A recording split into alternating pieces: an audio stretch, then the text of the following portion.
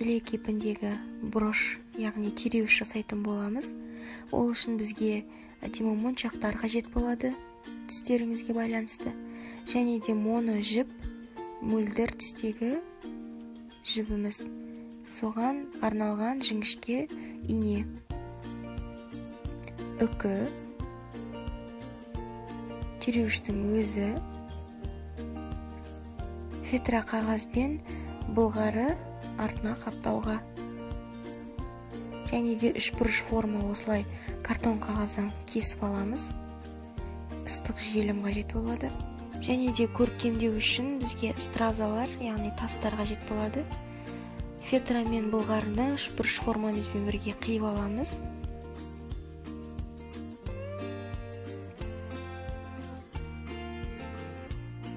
Ең алдымен біз дизайнын құрамыз бірінші. Әрине, фетра қағазын ақ түстен алған дұрыс болады. Сол кезде моншақтарымыз да, стразаларымыз да біздің ерекше көрінетін болады. Осы жағдайда мен қолда қандай моншақ стразалар бар, сол бойынша жасадым. Ал мына жерде мен сіздерге бұрынғы жасаған сәндік тиреуіштерімді көрсетіп қойдым. Осындай нұсқаларда дизайнда жасауға болады. Әрине, оның барлығы моншақтарыңыз бен жаңағы әдемі тастарыңыздың сапасына байланысты болады.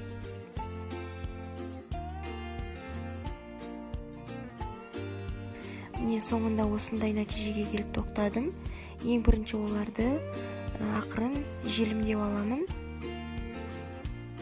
Әр қайсысын біріншіден желімдеп қоямын. Сосын барып моно жіппен тігіп шығамын, бекітіп.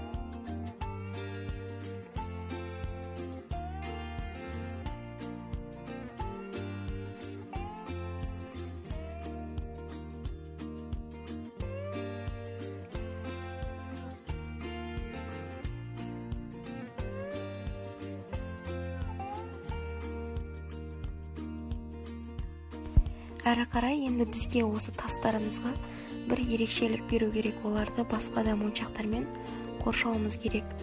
Мына моншақтар тым үлкен болғандықтан мен мына ақты қойып көрдім.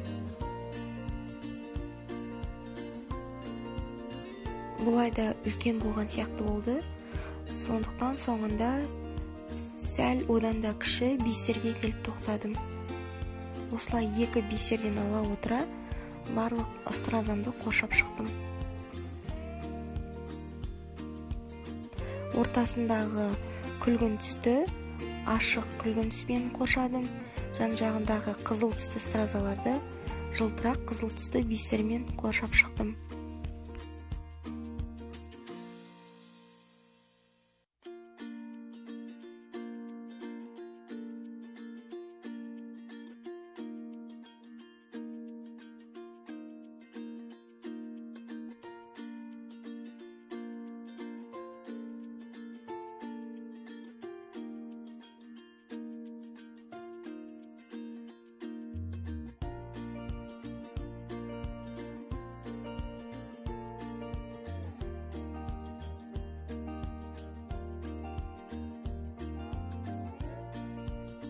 Енді маңдайындағы тұрған ақ стразамызды қоршау үшін мен осындай моншақты пайдаландым.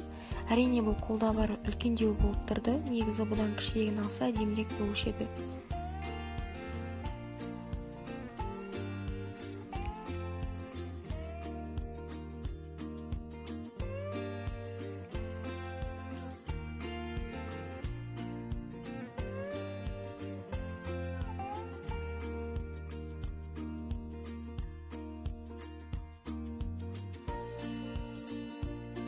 Және де брошқа үлкен көлем беру үшін осылай 3 ақ моншақты өткізіп, осылай қадап отырдым, яғни ол бізге көлемді болып тұрады.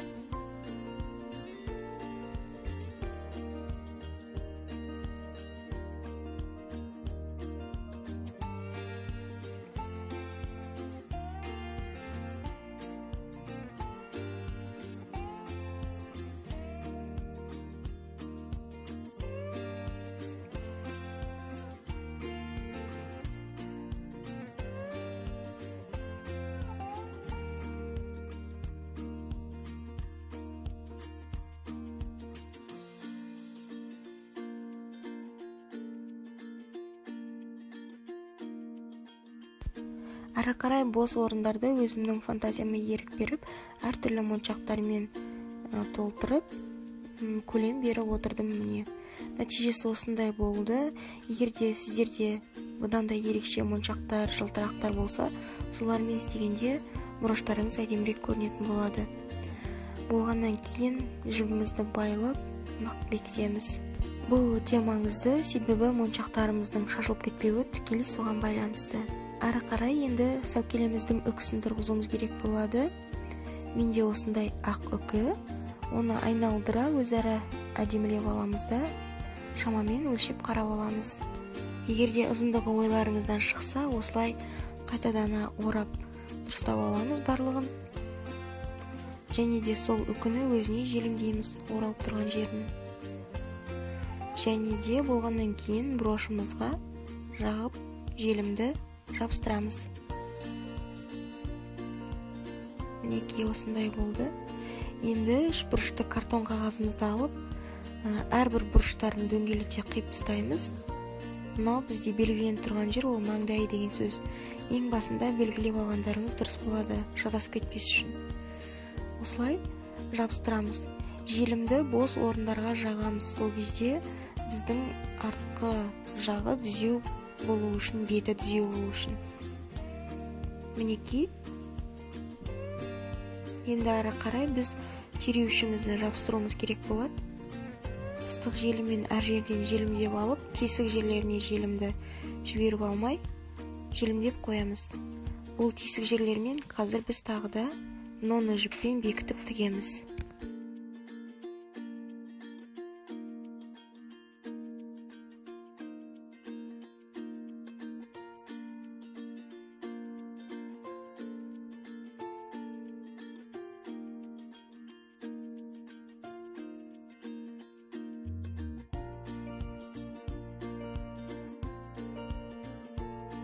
Тігіп болған соң, жібімізді бекітіп қиып тастап, артына былғардан үшбұрыш қиып алған болатынбыз бағана. Соның да бұрыштарын қиып тастап, осылай қаптаймыз. Ең бірінші броштың түйреуішінің тұрған жерін осылай ойша қарап аламыз де белгілеп аламыз. Сол жерде осылай кішкене ғана қайшының ұшымен қиып шығамыз. Тесік болса жеткені. Міне осылай былғарымызды кішкене соза отыра, тығыздандыра кигіземіз. Және де барлық ашық бөліктерін желіммен желімдеп тастаймыз.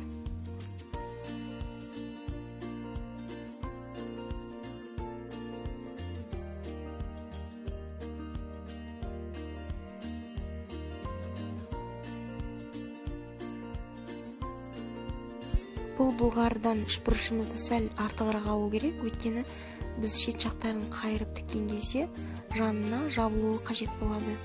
Міне енді жанғы бөліктерін әсемдейміз. Осылай алдыңғы жағынан өткізіп, артқы жағына өткізіп аламыз жіпті. Және де бір моншағымызды алып,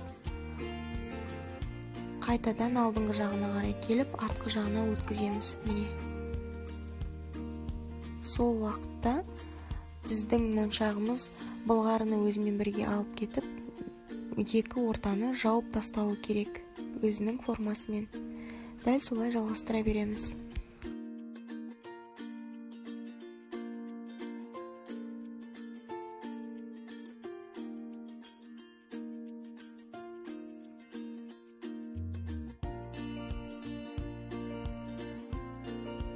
Мінекей екі жанын тігіп болдық. Енді оларды бір қатар тізу үшін әдемілеп қайтадан инемен өтіп шығамыз. жібімізбен.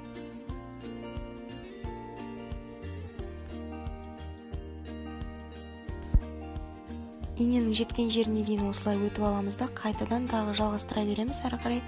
Мінекей осылай тартып қоямыз, сонда бір қатарға дізіліп моншақтарымыз орналаса қалады.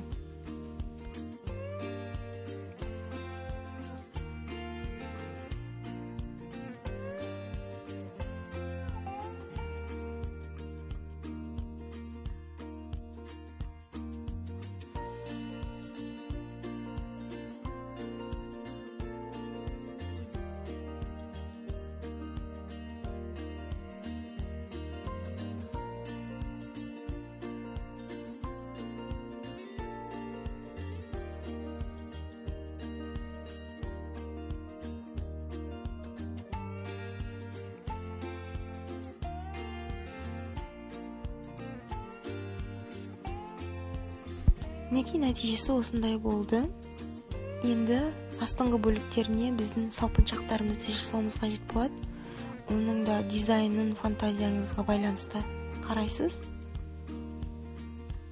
Менде мысалға бірінші нұсқа осындай болса, екінші нұсқада мен ақ моншақтарды алып тастап, орнына күлгін түсті моншақтарды қойдым.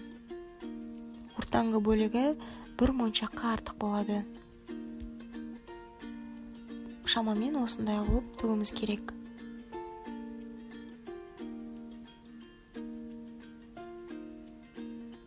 Енді міне инеміздің бос күйінде алды жағына өткіп аламыз. Және де моншақтарымызды ретімен өткіземіз.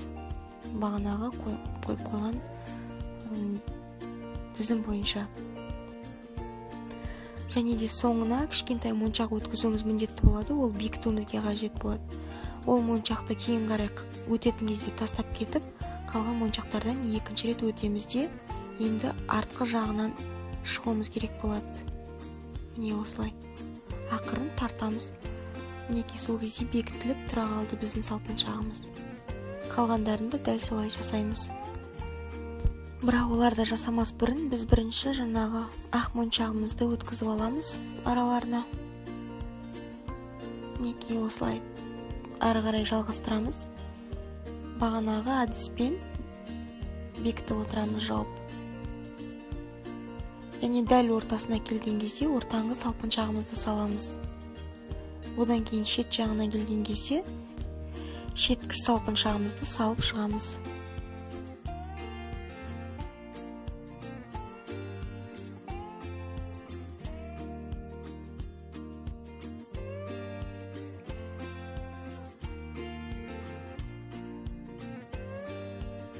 Болған соң жібіміздің қалғанын жақсылап байлап бекітеміз.